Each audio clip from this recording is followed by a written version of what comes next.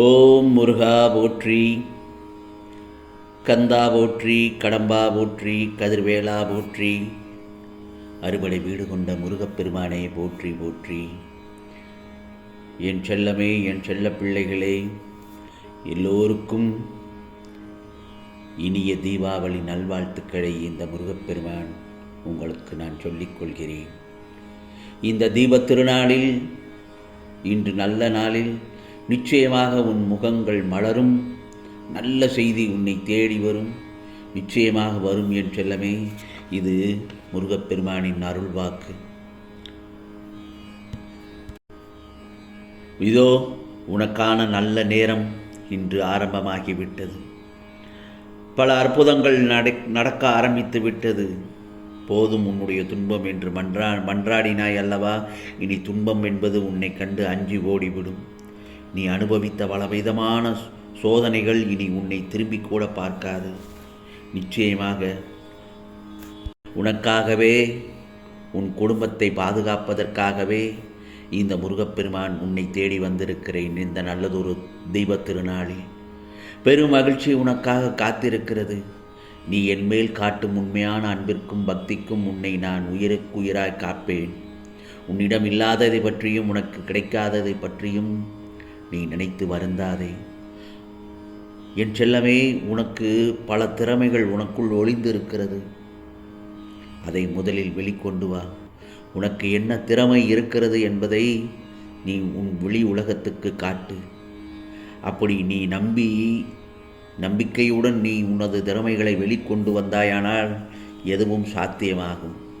கரையாததும் கரையும். இதுவரை நடந்ததெல்லாம் ஒரு கனவாக நினைத்து மறந்துவிடு.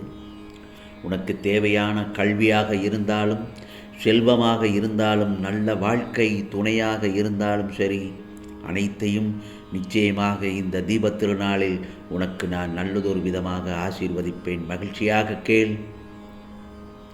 இந்த முருகப்பெருமான் சொல்வதை மகிழ்ச்சியாக கேள் என் செல்லமே. உன்னை யாராவது புகழ்ந்தோ சிறப்பித்தோ பேசினால் அங்கு தன்னடக்கத்தோடு இரு.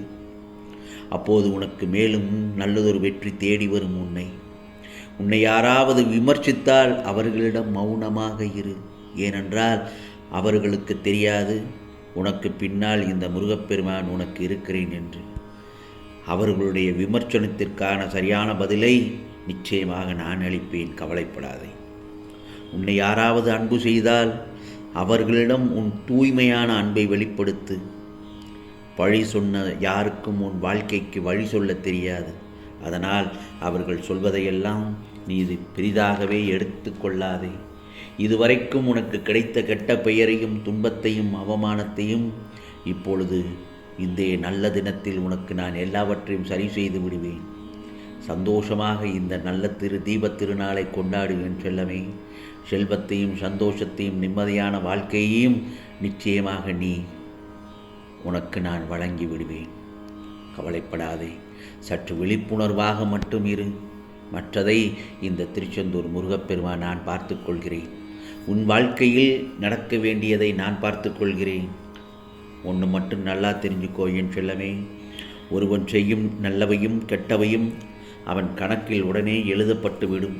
அது பாவமாகவும் புண்ணியமாகவும் அவன் கணக்கில் சேர்ந்துவிடும். ஆகவே அவன் செய்த வினைகள் மீண்டும் அவனிடமே வந்து சேர இருக்கும்.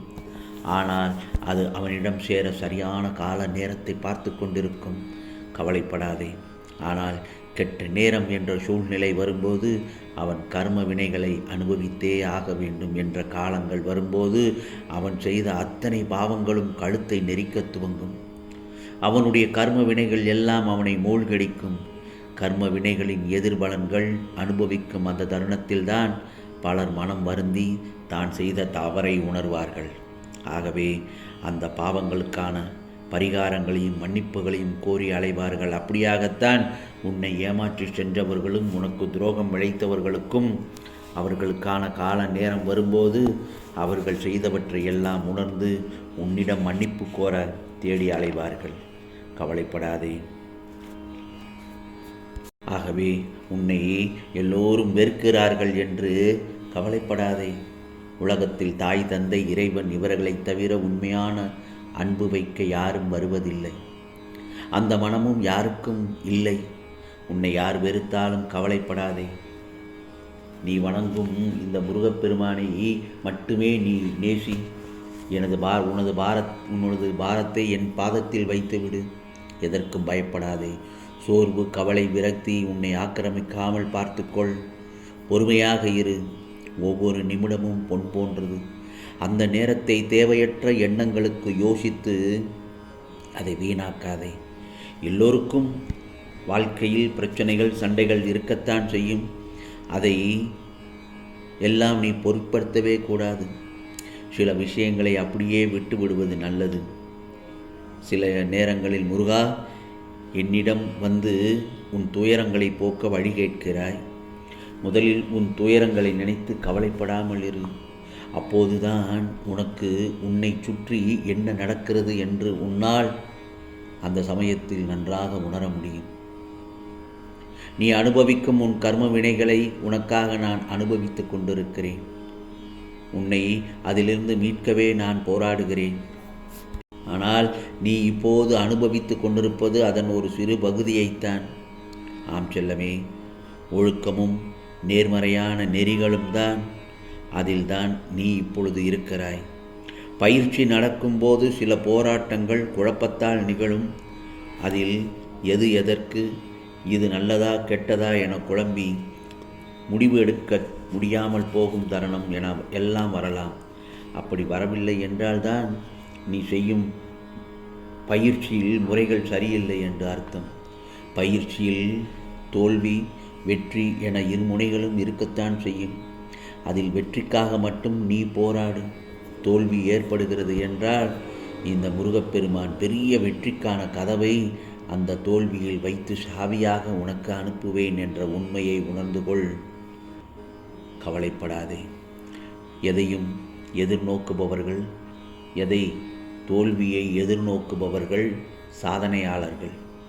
தோல்வியை எதிர்நோக்கி வாழ்பவர்கள் சாதனையாளர்கள் என்பதை மனதில் வைத்து இந்த முருகப்பெருமான் மேல் நம்பிக்கை வைத்து பொறுமையுடன் காத்து கொண்டிரு.